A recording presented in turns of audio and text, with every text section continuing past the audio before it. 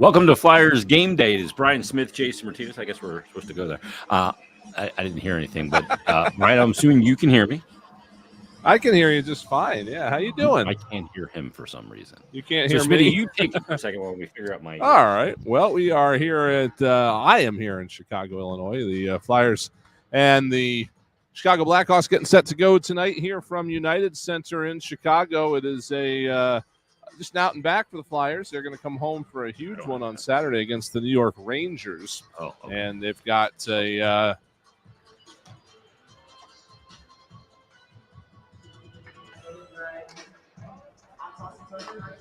Take two. Tell me when you have.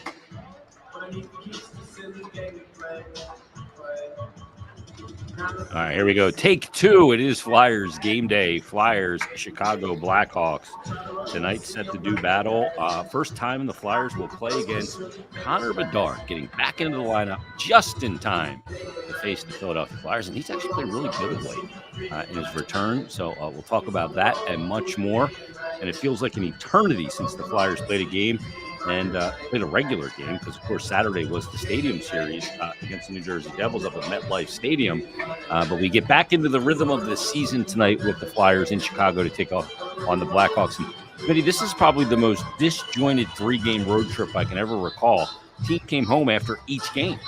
Yeah, it's one of those oddities in the schedule, is it not? The Flyers went from Toronto to New York. Really, they were staying in Manhattan, playing though out at East Rutherford, out in the Meadowlands, and so obviously that was a little bit of a different animal. But a lot of players also had a lot of family in town coming up for that game, and they had the family skate on Friday, and then of course all the stuff going into Saturday. And again, we've talked about these guys being creatures of habit, and nothing that disrupts your habits quite like a Stadium Series game. Regardless of how much you try to keep it like a normal game, your routine is disrupted, the timing is different, and then you have the elements that's a little bit different when you get on the ice. So, I think Torts, he talked with you for Hockey and Hounds, which will be out tomorrow, I believe, but he said the pomp and circumstance was nice, but enough. And now they're back to the regular old thing here in Chicago. And, this is being a light stretch on the schedule for the Flyers right now. It's going to be their last kind of breather here until once they get into March. It's every other day they're playing just about through at least early April. A little bit of a break in the first week of April, but not a whole lot left on the calendar in terms of time off for this team. Yeah, and it's hard to believe there's only a week left in the month of February. You got the game tonight, back-to-back games this weekend, then next week, Tuesday, and then Friday, you start that schedule in the month of March, which is going to be Ram Jam, 15 games in 30 days. So enjoy the little bit of a lighter schedule now. But the Flyers look to end the skid tonight too, Bri. They have the loss on the first game of this road trip, which was against the Toronto Maple Leafs. That was that overtime loss where Austin Matthews had the natural hat trick just 6 days ago at this point. And then obviously Stadium Series on Saturday, but they had a 4-game win streak going into that, and they kind of want to end that tonight against what you would certainly deem, even with Connor Bedard, as an inferior opponent. Yeah, this is a Chicago team that obviously is still pretty much at the bottom of their rebuild, with the exception of Connor Bedard. And they lucked out last year. If you recall, the last time the Flyers were here was the last game of the season last year. Yeah. And these Blackhawks had just completed what was a pretty earth-shaking win over Pittsburgh, as it turned out. There's actually a feature in The Athletic last week about everything that win caused because they stole that from me. I talked about that immediately. Yeah, we've talked about it back in the fall. How it knocked the Penguins out of the playoffs, put the Florida Panthers in. They go to the final of all things. They sweep Toronto in the second round. But when the Flyers were here, if you recall, they won that game in a shootout or overtime. It was overtime. They won it in overtime. The reason I'm confused about it is Jonathan Toews had a breakaway in overtime that Sam Ersson stopped. And if Jonathan Toews scores on that breakaway, remember it was his last game as a Blackhawk too. So it was a big day here in Chicago. They just announced that earlier that day. If he had scored on that breakaway, that would have been an extra point for Chicago. And Connor Bedard right now will be playing for the San Jose Sharks. Yep. That's how tight it was at the end of the season last year. And that's why tanking doesn't work because, again, they finished third to last, they got the prize. So if you ask those other two teams what they think about it, I mean, last year's draft was an exceptional one. They both probably did get generational players, the teams that did finish last and second to last. But a lot of folks would say the Flyers maybe got a generational player too. So we'll have to see what happens here over the years. But it was a different atmosphere definitely last time Philadelphia was in this building. And Blackhawk fans may look at that as Jonathan Toews' greatest gift that he didn't score on that breakaway. And, hindsight's 20/20, isn't it? Yeah, and we'll see where it goes. They got a lot to build around Connor Bedard. He's going to be a heck of a player. We'll talk about him and much more. It is Flyers game day. Let's take our first break. We'll come back with more as the Flyers get set to take on the Chicago Blackhawks. We're back after this on the BetRivers.com Flyers Broadcast Network.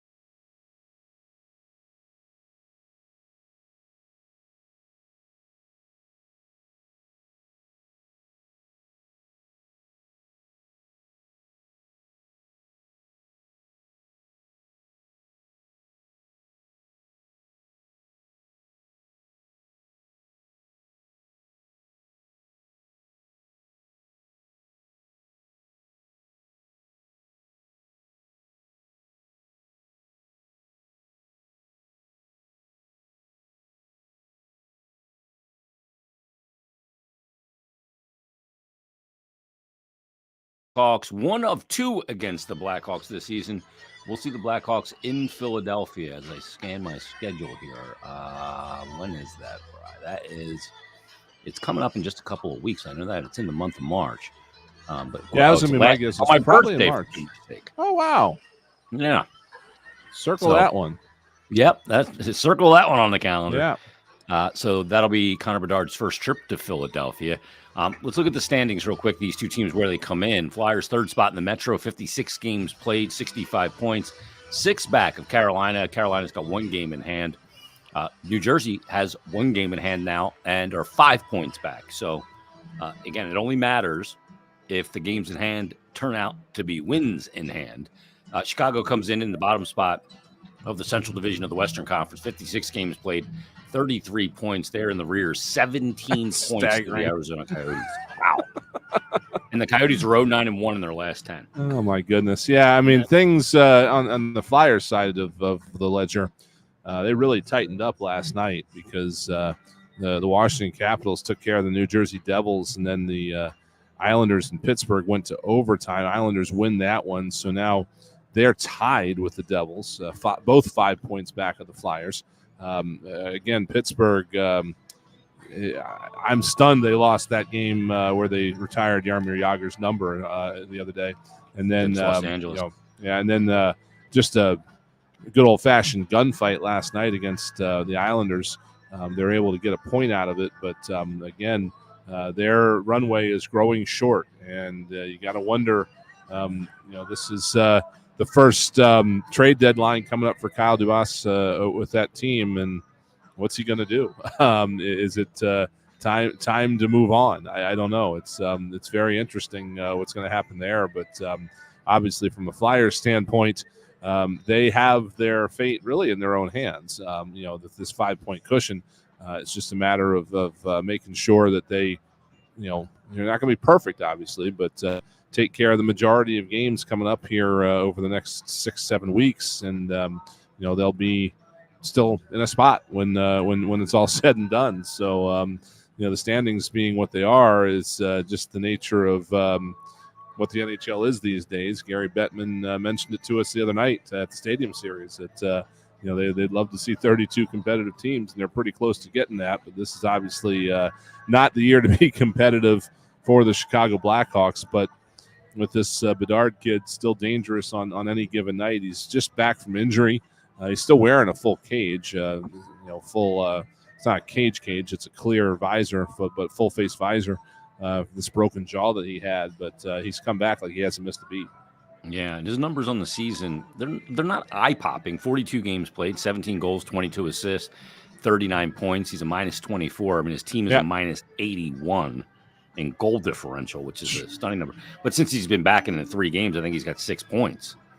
Yes, yeah. I mean, he's come back and has just settled right back into where he was. I'm having a hard time thinking of a team with numbers this bad since that Detroit team a few years back that finished with 55 points. Yeah, 45 some odd points out of the playoffs or something like that. Like you knew it wasn't going well here in Chicago, but until you sit down and actually read these numbers, it's like, my goodness, it really isn't going well for this team this year.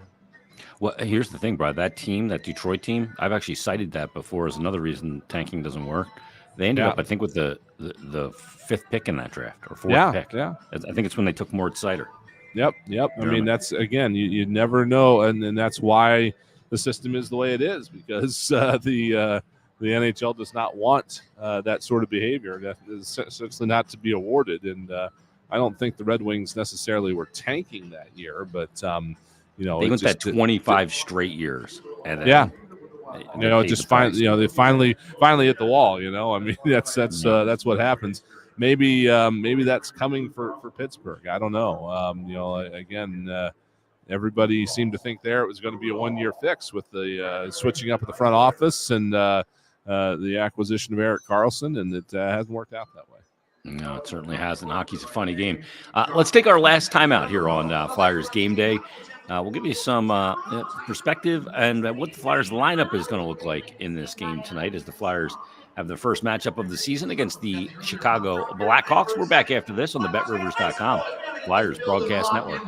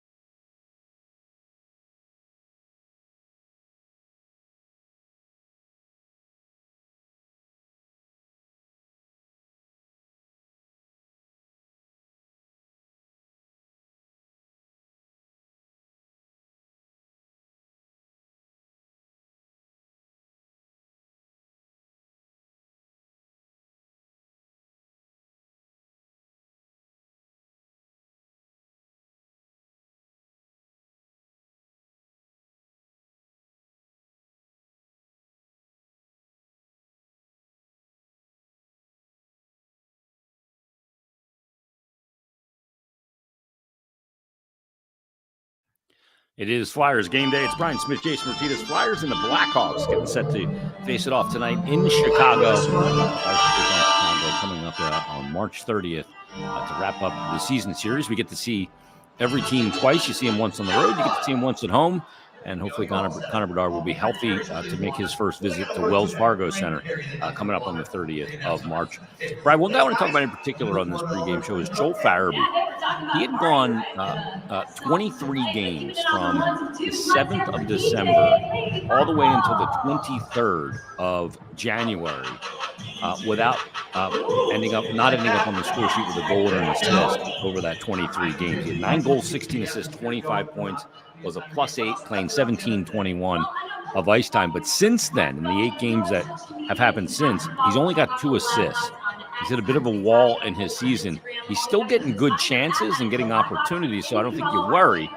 But they could use some offense on the score sheet for Joel Farabee. Yeah, he's almost a little bit of a microcosm with the Flyers hit there, because right at the end of that month of January, you could just see this team kind of running out of steam. And it was the last 2 games of that run there is where Farabee's, scoring started to dry up a little bit. Obviously, the Flyers picked it up coming out of the All-Star break, but he's been, still a little bit slow to come around. I think that's, not to say he hasn't had his chances. Had 5 shots on goal in the Stadium Series game. Certainly trying to make some things happen. But you're right. I think he's guys like him are, pretty essential to the Flyers' success here. And, I think if as he goes and a couple of these other guys go, the Flyers are going to go too. I don't think also it's a coincidence that some of this run that he's on at the moment has coincided with the absence of Tyson Forrester. Forrester has really turned into a guy. I think John Tortorella mentioned in a media availability the week before the Stadium Series that he actually misses Forrester on the bench, and he's really, to me, turned into one of those guys that when he's not in the lineup, it affects a whole lot of other things as well. So he skated pretty much full speed yesterday in Voorhees. He was in the yellow jersey, the non-contact jersey, but hopefully he's back soon, and if Joel Farabee doesn't get going before then, that might help him along a little bit. One of the guys we were wondering about coming out of the All-Star break was the All-Star. Travis Konechny had just 2 points in his final 7 games heading into the All-Star break. But Bryce, since then, even though he didn't go to just get to chill, he had to go to All-Star weekend in Toronto and go through everything that goes along with it. In the 6 games since that All-Star break, though, TK has got 4 goals, 7 assists, 11 points, a +4, and he's playing 21-35 of ice time. He's been the MVP all year, and he's picked up right after the All-Star game as being the team's MVP once again. Yeah, 23-09 in the Stadium Series contest, 2 assists. Only had the 1 shot on goal in that game, but he had 4 each in the 2 games before that. So, he definitely seemed to.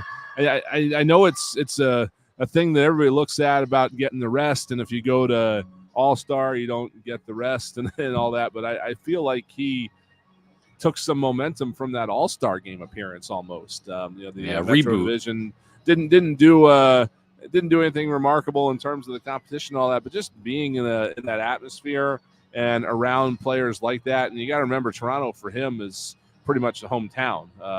So he probably did get an opportunity to get a little bit of rest, back home before he had to go up to Toronto for the All-Star game. So it certainly did seem like he did take a little bit of momentum out of that appearance, even though he didn't get the full break that everybody else did. Sam Ersson will get the start tonight for the Flyers. And I would imagine Cal Peterson will get one of the games this weekend with the back-to-back matinee games on Saturday and Sunday. Saturday at home against the Rangers, then Sunday in Pittsburgh against the Penguins. So Peterson probably get one of those games, but I'm sure Ersson is just happy this one's in a normal rink. Yes. Yeah. I don't envy goalies that have to come out and play in those conditions. I mean, I think Sunday too.